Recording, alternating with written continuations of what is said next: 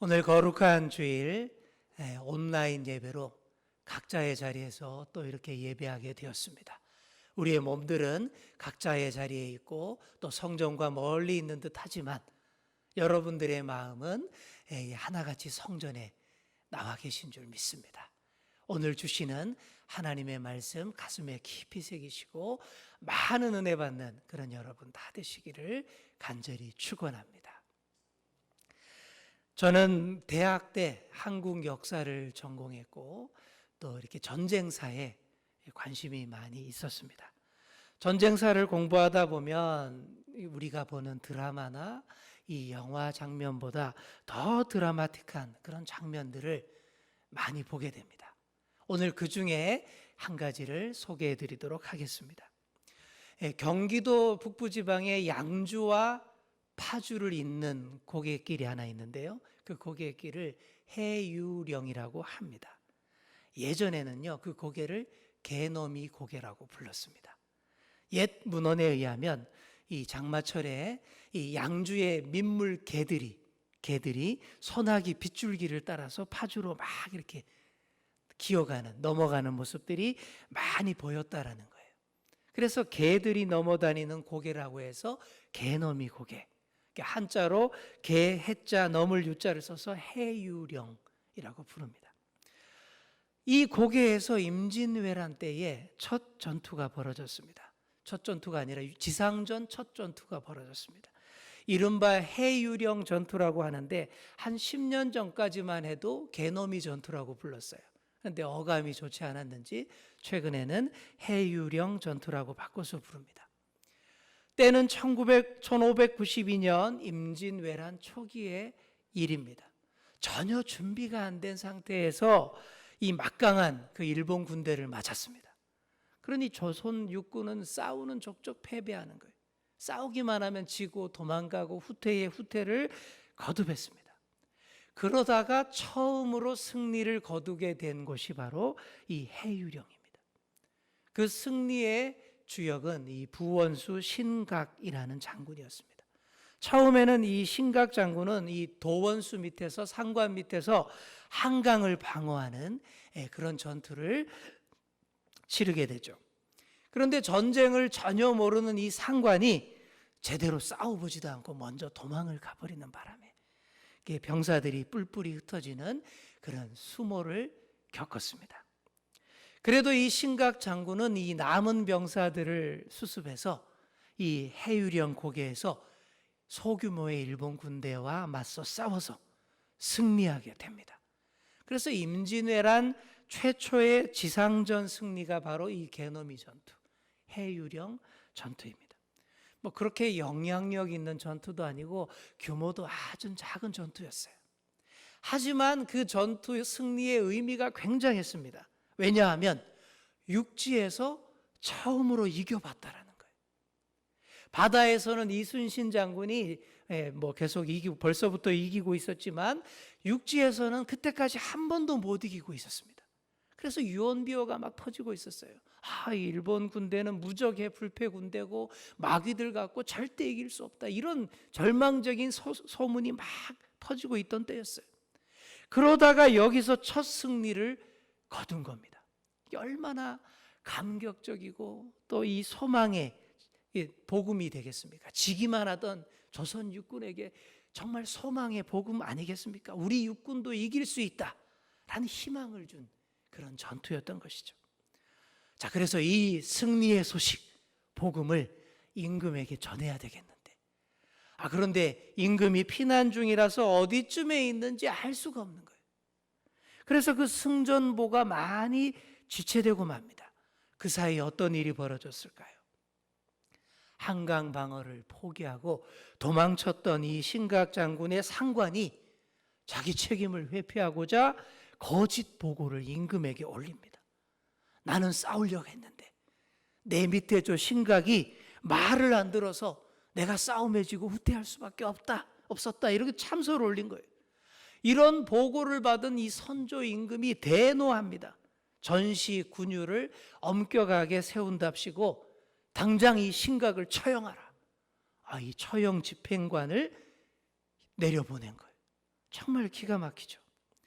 그런데 그 명령을 내린 바로 몇 시간 후였습니다. 이제서 신각 장군의 승전보가 도착을 한 거예요. 그 보고서를 읽는 순간 임금이 압불싸합니다. 당장 가서 처형을 취소하라. 다시 전령을 급하게 내려보냅니다. 요즘처럼 무선 통신 기기가 있었으면 얼마나 좋았겠어요. 근데 그 시절에 그런 게 없잖아요. 그러니 말을 달려서 앞서간 그 집행관을 따라잡기 위한 그 사신이 말을 달리는데 얼마나 급했는지 몰라요. 계속 달리는 말에 채찍질을 하면서 이랴 급하게 거듭 채찍질하면서 달려갑니다. 드디어 저기 사형 집행관의 깃발이 보이기 시작합니다. 그리고 망나니의 칼날도 보이기 시작합니다. 사극처럼 그랬을 거예요. 어명이요, 멈추시오 막 외쳐대면서 달려갔습니다. 그러나 그 무지막지한 칼날이 멀리서 들려오는 그 외침을 채 듣지 못합니다. 그냥 신각 장군의 목을 잘라버립니다. 딱 한 발 늦게 도착한 두 번째 전령이 그 안타까운 죽음 앞에 털썩 주저앉고 맙니다. 정말 목말랐고 또 값진 그 첫 승리를 조국에 선물하고도 허무하게 죽음을 당한 거예요. 이 소식을 들은 신각의 아내 정씨 부인은 남편의 장례를 다 치르고는 자기도 뒤따라 자결하고 맙니다. 이것이 임진왜란 개전 초반에 있었던 참으로 안타깝고 어처구니 없고 슬픈 영화 같은 역사 실화입니다. 저는 이 이야기를 처음 들었을 때 얼마나 안타깝고 분노했는지 몰라요.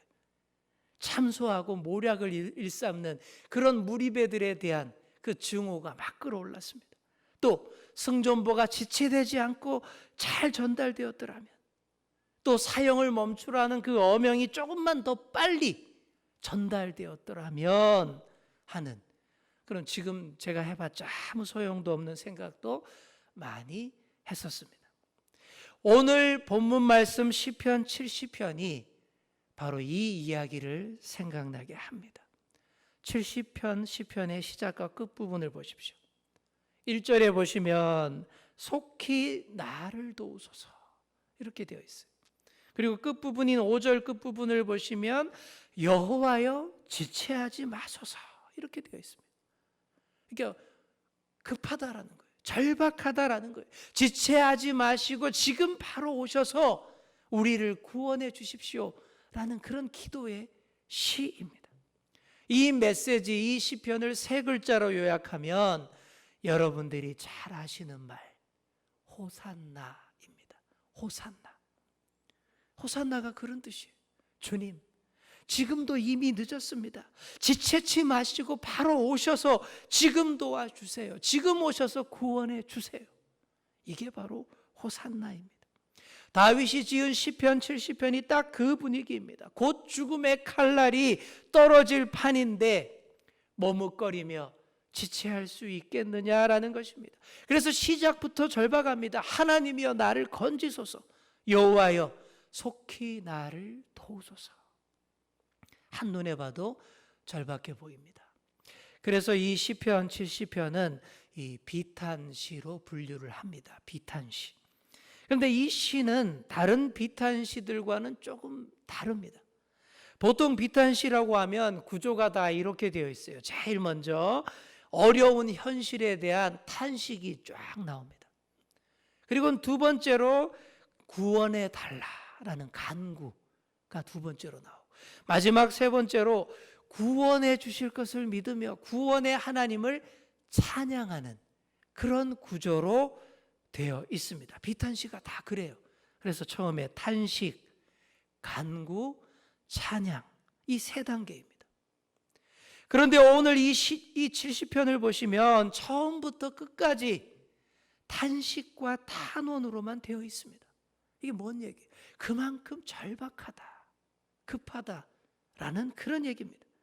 절박하다는 정황이 또 나옵니다. 1절을 보시면 하나님을 어떻게 부르고 있습니까?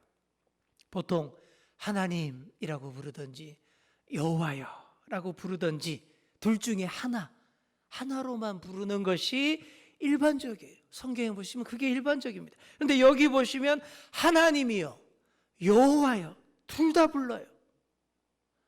야훼 여호와는 스스로 계시며 언약에 충실하신 하나님을 부를 때 주로 쓰는 호칭입니다. 그리고 이게 하나님으로 번역한 이 히브리어는 엘로힘이라고 하는데요, 주로 전능자이시며 창조자이신 그 하나님을 부각시킬 때 부르는 그런 이름이죠.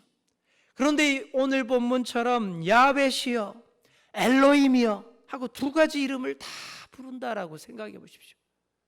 이게 그런 얘기예요. 아이고 아버지 주여, 하나님 예수님 성령님 주여, 이렇게 부른다라는 그런 얘기입니다. 얼마나 절박했는지를 알 수 있는 거예요. 무엇 때문에 이렇게 절박했을까요? 본 시편의 표현에 의하면 아하 하는 자들 때문이라고 되어 있어요. 다윗의 대적들이 얼마나 다윗을 괴롭히고 참소를 하고 조롱을 했는지 그것을 오늘 본문 3절에서 의성어로 표현했습니다. 다윗을 향해서 아하 한다라고 되어 있어요. 뭐 하하하 비웃었다라는 표현도 되겠지만 에이 우하고 조롱하며 비웃었다라는 그런 의미예요. 남의 환난을 긍휼히 여기지 않고 공감해 주지는 못할 망정 그것을 보며 즐기며 즐거워하고 기뻐하는 무리들, 그 속에 지금 잔뜩 둘러싸여 있다라는 그런 말씀입니다. 여러분 이런 경험들 아마도 해보셨을 거예요. 어떻습니까? 그런 경험하면 참 괴롭습니다. 너무나 억울하고 분하고 끓어오릅니다. 절망적이에요. 지금 절박하신 분들 계실 겁니다. 뭐 천천히 들어주셔도 되고요 하는 그런 기도가 아니라 주님 바로 지금 들어주셔야 해요, 급해요 주님, 바로 이런 기도 하시는 분들 계실 겁니다. 그렇다면 이 시편 70편 오늘 본문에 빨리빨리의 구원 요청 기도를 드리시기 바랍니다. 무엇보다 요즘 우리 모두가 정말 공통적으로 절박하지 않습니까? 날마다 확진자 숫자를 보면서 확인하면서 아유 아버지 하나님 주여, 우리가 그러고 있지 않습니까? 탄식하고 있지 않습니까? 이 70편 시편이 바로 그런 시편입니다. 빨리빨리의 시편이라고 저는 이름을 붙이고 싶어요. 우리 한국인들의 정서에 딱 맞는 시편, 한국인 시편이라고 말할 수 있는 그런 시편입니다. 우리 한국 기독교가 어땠습니까? 처음부터 초창기부터 참 역동적이었어요. 그리고 무엇보다 정말 기도를 절박하게 뜨겁게 열심히 하는 그런 우리 민족이었습니다. 부르짖는 통성기도, 이게 바로 우리 코리안 프레어입니다. 한국에서 시작된 거예요. 우리 한국 교회의 트레이드 마크입니다. 가슴을 찢으며 절박함과 애끓는 기도로 빨리빨리 외치는, 부르짖는 기도, 바로 그런 기도들을 했습니다. 현재는 이 바이러스 위험 때문에 우리가 자제하고 있는 그런 기도의 형태지만 이런 기도가 바로 우리 한많은 우리 민족을 대변하는 기도, 그리고 지금의 절박함을 호소하는 그런 기도입니다. 어떤 목사님에게서 들은 이야기입니다. 그 교회의 젊은 여집사님 중에 한 분이 갑작스런 사고로 남편을 잃고 말았답니다. 이게 얼마나 이 젊은 여집사가 기가 막히고 답답한지 그때부터 이분이 새벽기도 날마다 나오기 시작했는데 여기 아래 강단에 딱 올라와서 기도 아닌 기도를 계속 그렇게 하더라는 거예요. 뭐 이런 표현을 써서 죄송합니다만 이 현장감을 정확하게 표현하기 위해 제가 그대로 해보겠습니다. 여기 딱 무릎 꿇고 2년 좀 어떻게 해봐요, 2년 좀 어떻게 해줘요. 계속 그렇게 기도를 했다라는 거예요. 담임 목사님이 여기 윗강단에서 이렇게 방송에서 기도하시는데 바로 뒤에서 매일 새벽마다 그러고 있으니까 이 목사님이 정말 힘들더라는 거예요. 기도도 안 되고 안타깝기도 하고 저거 어떻게 해야 하나. 너무나 힘들어서 이 목사님이 어느 날 새벽부터는 이렇게 기도했대요. 주님, 전현 좀 어떻게 해줘요, 전현 좀 어떻게 해봐요. 이런 애환의 소리들이 바로 오늘의 이 시편입니다. 빨리빨리의 기도입니다. 절박함의 호소입니다. 또 이런 이야기도 있습니다. 옛날 우리 한국 기독교 초창기 시절에 어떤 목사님 한 분이 깊은 산 속에 들어가서, 동굴 속에 들어가서 산기도를 시작했습니다. 산기도를 하다가 어느 날 호랑이 한 마리를 만난 거예요. 근데 그때 외쳤던 기도 첫 마디가 이랬답니다. 하호! 무슨 말일까요? 너무 급해가지고 하나님, 호랑이 나타났어요. 이것도 줄여가지고는 하호 했다라는 거예요. 그런데 그렇게 외쳤더니 우리 하나님이 들으셨는지 호랑이가 깜짝 놀랐는지 그냥 도망을 가더라는 거예요. 그래서 살았다라는 거예요. 사랑하는 성도 여러분, 위급할 때엔 다른 말도 필요 없습니다. 하호, 이거면 충분해요. 호산나, 속히 오셔서 구원하소서, 이거면 충분합니다. 우리 하나님이 그거 못 알아들으시겠습니까? 우리가 절박하게 기도할 때에 우리 하나님이 다 알아들으시는 줄 믿습니다. 우리는 정말 어벙거리고 잘못 말해도 하나님은 정말 정확하게 알아들으시고 우리의 심사를 통촉하여 주실 줄 믿습니다. 그래서 우리를 눈동자같이 보호하여 주시는 그 하나님을 만나게 되는 줄 믿습니다. 눈동자같이 보호하여 주신다라는 말, 우리가 너무 좋아하는 말이죠. 저희도 좋아하는 말인데, 저도 좋아하는 말인데 이 말의 뜻을 정확하게 알고 계시는 분이 좀 많지 않더라고요. 이 말은 신명기 32장과 시편 17편에 나오는 그런 말씀인데, 잘 생각해 보시면 이런 거예요. 우리의 눈동자가 신체 기관 중에 아주 중요하면서도 예민한 부분, 잘 보호받아야 할 그런 부분이잖아요. 다치면 안 되잖아요. 이 눈동자를 하나님께서 어떻게 지키시고 계십니까? 생각해 보십시오.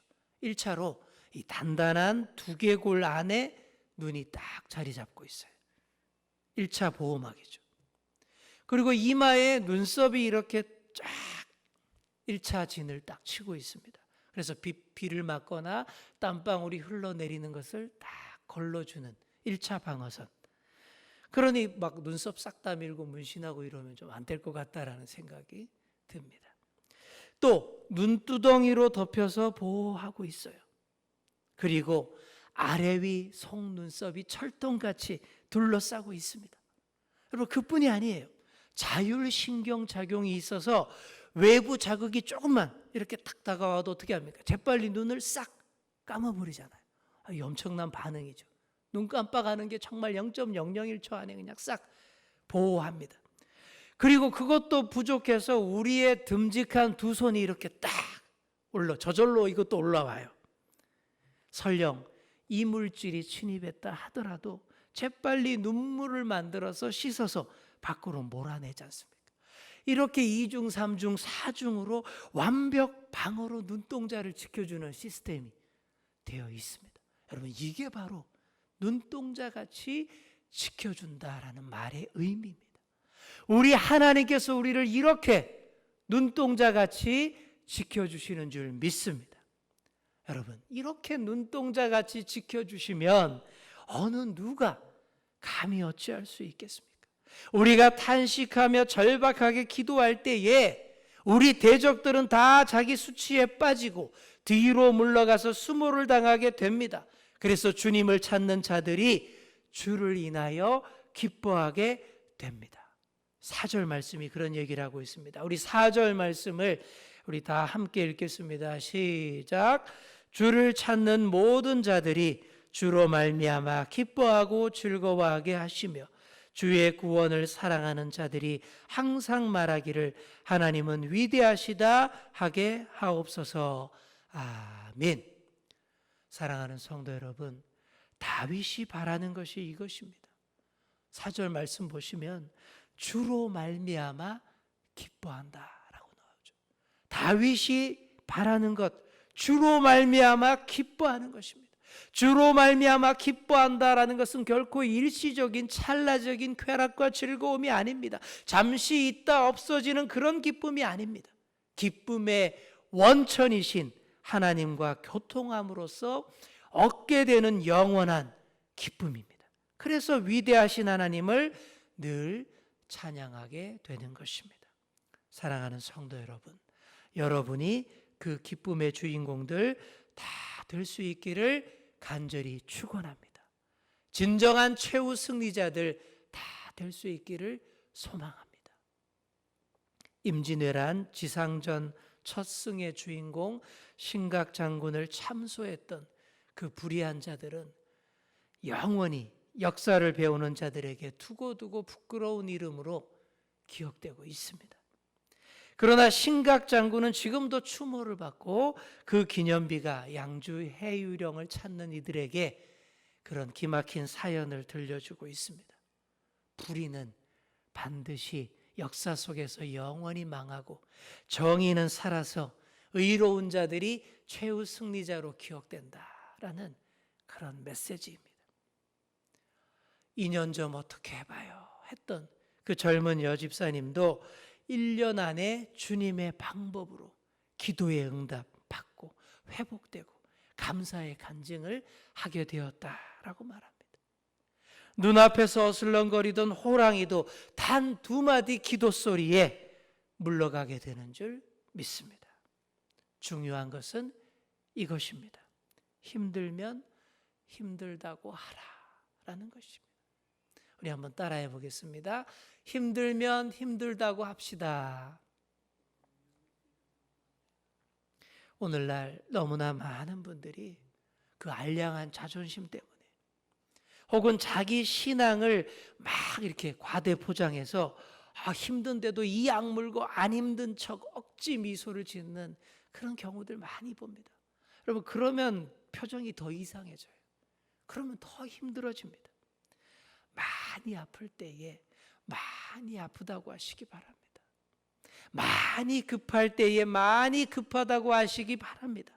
그래야 우리 하나님이 그 모습 그대로를 받아주시고 많이 아픈 자를 많이 만져주시고 많이 급한 자에게 급하게 찾아오셔서 기도 응답해 주십니다. 다윗이 훌륭한 점도 바로 그거예요. 하나님 앞에서 점잖 떨지 않았어요. 아이고 하나님, 주님, 여호와여 주님 도와주세요 그랬습니다. 다윗이 사실 많이 잘난 사람이에요. 그런데도 이렇게 기도하잖아요. 5절 첫 부분 보시면 나는 가난하고 궁핍하오니 하나님이여 속히 내게 임하소서라고 기도합니다. 여기 말하는 가난하고 궁핍하다라는 표현은 물질적으로 내가 어렵다라는 그런 얘기가 아니에요. 나의 어려운 상태를 아주 겸손하게 말하는 그런 표현입니다. 이렇게 하나님은 도움이 필요하다라고 말하고 요청하는 자들에게 1순위로 찾아가십니다. 이제 말씀을 맺습니다.